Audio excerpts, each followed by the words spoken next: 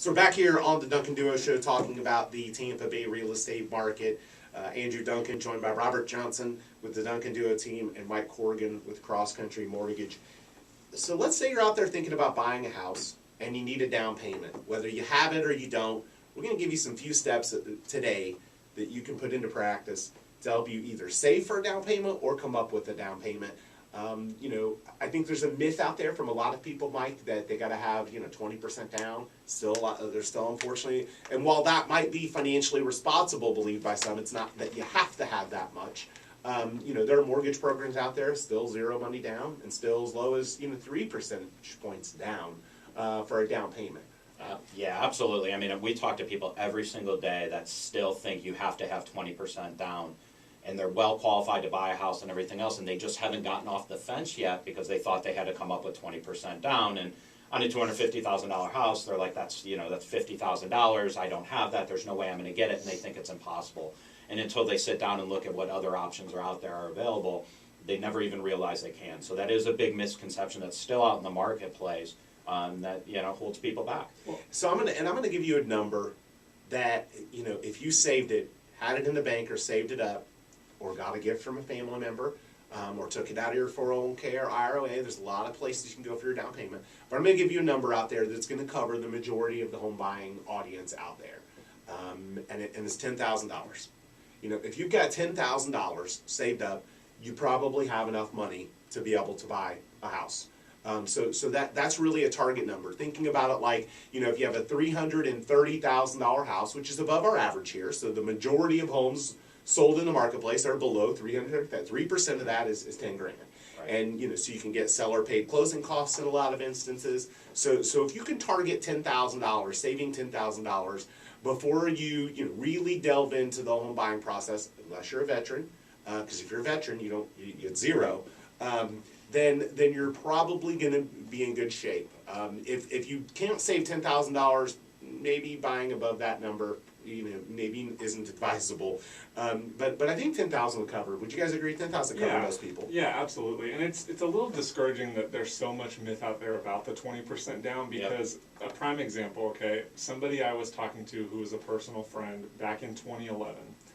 And the market wasn't great back then, and there was so much going on, and they were just kind of unsure. But I did see places going up at the time. I mean, I bought in 2010 because I thought, wow, the prices are starting to creep up. Yeah. And so, I was convincing her, listen, I think you need to buy, here's all these houses in your price range, no 20%, no 20%. And, that was up to her, obviously, but she never did.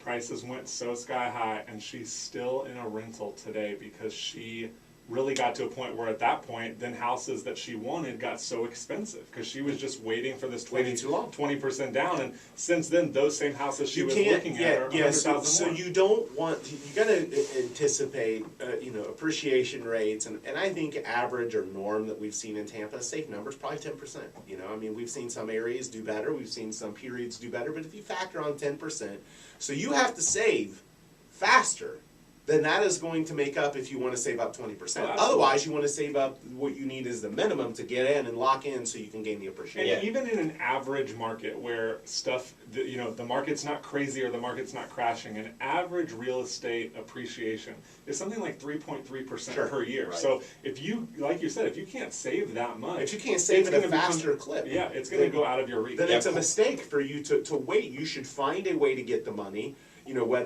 So let's talk about that, finding a way to get the money.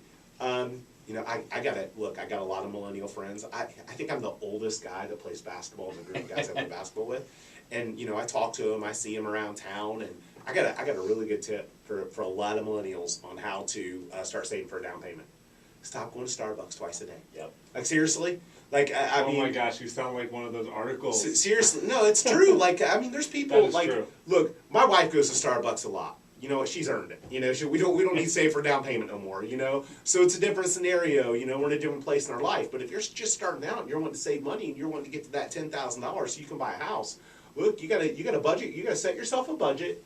And frankly, setting yourself a budget means cutting some things out that probably aren't good spending decisions. Well, and I've talked about this before, and this is not an app show, and I hate when stuff turns into that, but there are apps out there, and one of them is a great app called Acorns, okay? You can put it on your phone, you can hook your bank accounts up to Yep. it. It can take out $5 a day from your checking account, or even $1, and it can round up every purchase, and at the end of the week, it takes out that set amount. So some And you're not weeks, gonna notice that. no, You're and just all not of gonna a sudden notice. you look down at the end of the year and you have a couple $1,000s in there. There you go. And One thing I'd recommend to everybody when you start doing that, and a budget is super important. So take 30 days and write down everything you spend money on. Yes. Because Track it. you don't realize that you go to Starbucks twice a day, No. and that equals $250 a month. But if I came to you in the beginning of the month and said, hey, you're going to spend $250 at Starbucks, this month, you go, no way, I'm never going to do that. Yeah. And Track add it up what and you do. track it. What do you spend? Yeah. Where does every Well, penny go? and so Angela teaches Financial Peace University with Dave Ramsey. So we've enrolled in the program. We both took it. We follow a lot of the same principles today. Not everything to a T, but we follow a lot of it. And I think a lot of people starting out that maybe are struggling to save money or spending too much. I think it's a great course for a lot of people because it gets you back to understanding how much you make and how much you spend, and really tracking what you're spending money on. And whether you do that class or whether you just do a handwritten ledger or whether you do an app, one way or another, you need to track what you're spending and you need to figure out a way that you can save money. Here's another tip that I would recommend. Let's say you're due for a raise. Okay, you're due for a raise at work. Ask for a one-time bonus. Instead of the raise, put that money away, and then there's part of your down payment. Look for ways to to get money into that $10,000 that $10,000 piggy bank that you want to get to, so you can buy a house. You can also get gifts from family members. Family members can gift you a down payment. It needs to be documented. Everything needs to be documented with the money that you get for your down payment, right? Of course, yeah. Nowadays, people still say, "Hey, well, I got a shoebox full of cash underneath my bed." That just doesn't fly. No, you got to put it in the bank. Yeah, and you got to let it sit there 60 days before you talk to us about it. It just But- doesn't fly. Okay, so for a conventional loan, I mean, the minimum they can have down, is it 3%, 3.5%? Yeah, so there's 3% down on a conventional loan if you are a first-time home buyer. Yeah.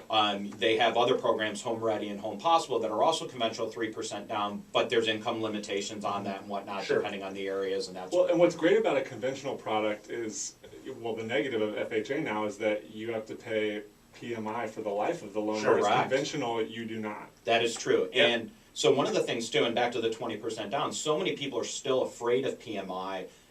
The rates of PMI have come way, way down. So it used to be a Sounds lot bad. more expensive, Sounds and bad. it's a lot less expensive today. And we've had people actually opt to put less money down. So for instance, they have the money to put 20% down, but instead of doing that, they would love to put in new kitchen or new cabinets when they get there. They'll put in 10% down and save that money to be able to rehab the property to make it Plus, the through. PMI is more affordable today. Right. It's still something that you want people to get out of, right? Yeah. It's a cost. It protects us as the lender. It doesn't Yeah. protect Well, them. but mortgage borrowing is the cheapest borrowing that somebody could do. So Sure. if they have a large down payment, or they have a large amount of money sitting there, they might want to talk to a financial person about what the best Sure, thing to do sure. is, because that mortgage rate is 4.5% or whatever, and if they turn around and then take out a loan to renovate their property, they're going to pay who knows what the interest Much rate higher. are. Yeah, and so, but getting to that 10 grand, budgeting, getting money from family, if you get a raise, ask for it in a one-time bonus.